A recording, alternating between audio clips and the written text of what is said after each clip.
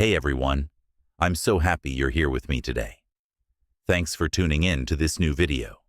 I'm Dr. Alex James, and in today's discussion, we're going to explore something that I think many of you will relate to: understanding the difference between trauma bonding and healthy bonding in relationships. And not only that, but we'll also talk about where these patterns might come from, why they tend to repeat, and how they can impact all types of relationships, whether it's with friends, family, or romantic partners. Relationships are complex, right? They're what we all navigate day in and day out, and they shape our lives in such deep ways. If you've been paying attention to the dynamics in your relationships, whether with your friends, family, or someone you're dating, you may have noticed some patterns that seem to be repeating themselves. That's often because these emotional patterns have a way of showing up again and again in different areas of our lives. So, let's dive right in. What exactly do I mean by trauma bonding?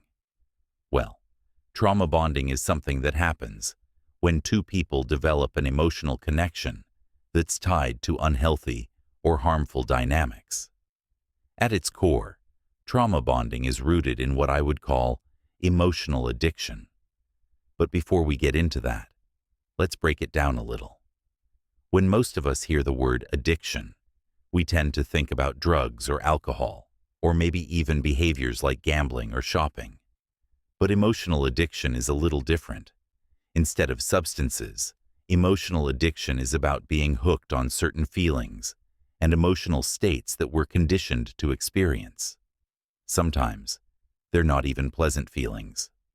You know what I mean? Like fear, anxiety, rejection, or even excitement in its more volatile form.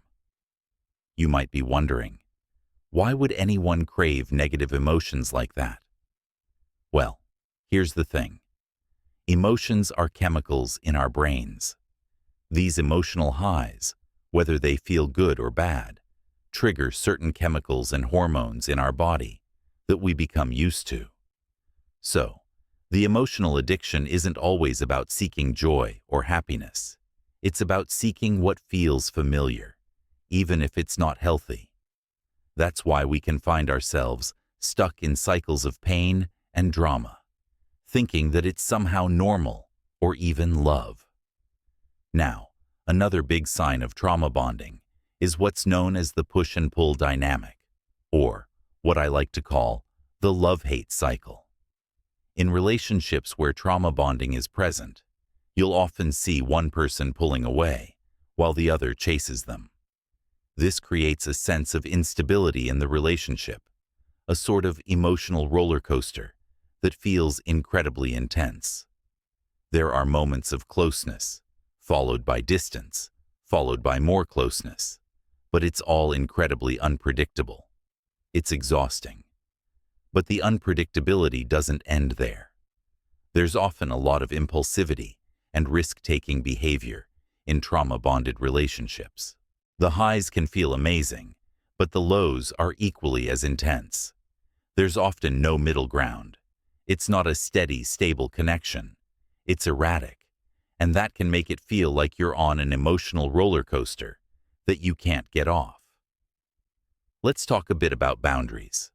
I know I always bring up boundaries, and that's because they're absolutely essential for healthy relationships.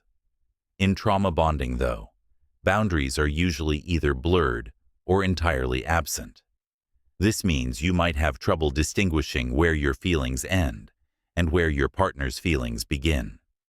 It can get so tangled that one person's emotions can heavily influence the others, leading to a complete loss of emotional individuality. What often happens in these relationships is that people start to hide parts of themselves. It's hard to be fully authentic because there's a lack of emotional safety. One or both people might not feel safe enough to share their true feelings and fears, so they end up suppressing or concealing parts of their identity, leaving the relationship with little to no emotional depth.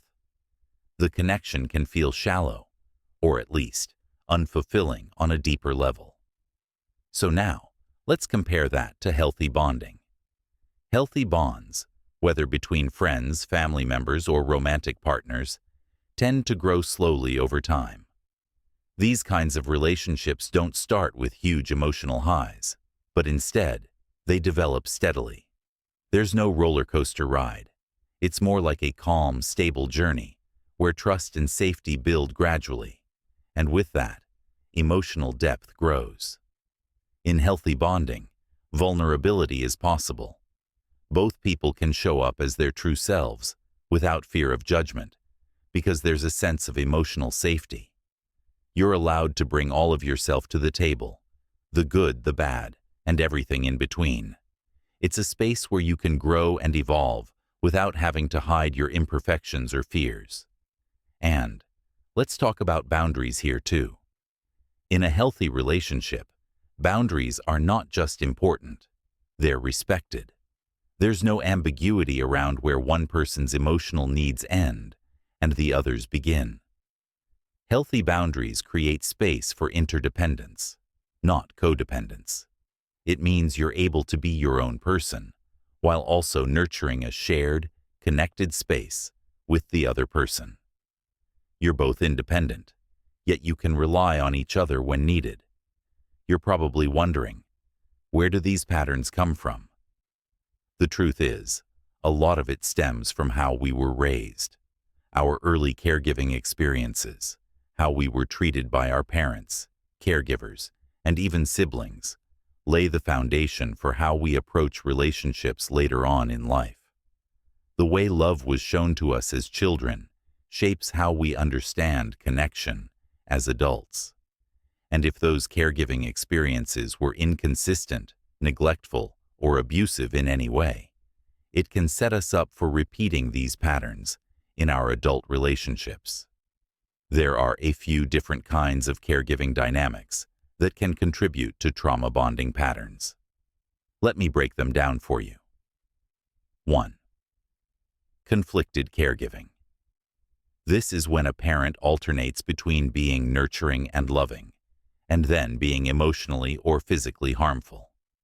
For example, a parent might praise you one minute and then punish you the next for no clear reason. This creates confusion, because you're not sure whether or not you can trust that the love you receive will always be unconditional. This type of caregiving often results in the push-pull dynamic we talked about earlier, where love feels unstable and unpredictable. 2. Withdrawn caregiving. This is when a parent is physically present, but emotionally absent. They might provide for your basic needs, but they don't offer emotional connection, comfort, or warmth. This can leave a child feeling abandoned or emotionally neglected, even if the parent is technically there. Over time, this can lead to a sense of emotional isolation that carries into adulthood and affects future relationships. These early dynamics can profoundly shape our emotional responses and expectations in adult relationships. If you've experienced these types of caregiving, you might find yourself replicating similar patterns in your romantic relationships, friendships, or even your family dynamics. I'll share a personal example to help you understand how these patterns can play out.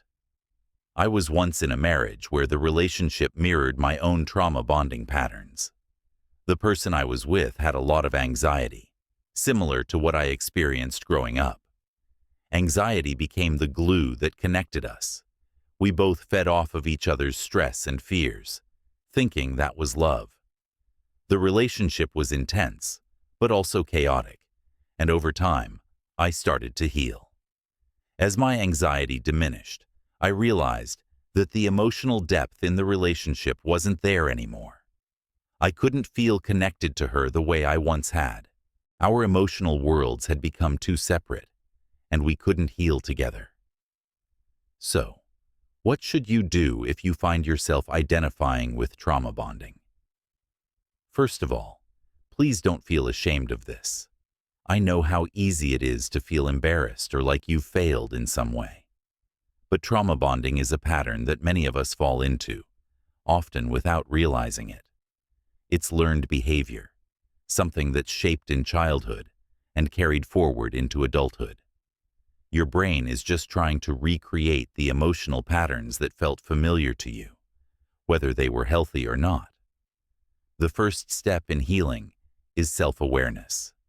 If you can recognize that you're in a trauma bond, you've already taken a huge step toward healing. The next part is understanding that healing happens individually. Each person involved in a trauma bond needs to heal their own emotional wounds first, before healing can happen in the relationship itself. It's not about fixing the other person, it's about fixing yourself. You can still be in the relationship while you heal, but the work is personal. As you do your own healing work, the trauma bond can transform into a healthier connection. The relationship can shift from a cycle of chaos and pain into one of mutual respect, trust, and real emotional depth. I hope this video has been helpful for you. If you'd like to learn more about how to break free from trauma bonding and create healthier relationships, I've got more content on my Instagram at Psychology Hub and YouTube. Thanks so much for tuning in, and remember, it's all about awareness, healing, and growth. Thanks for watching.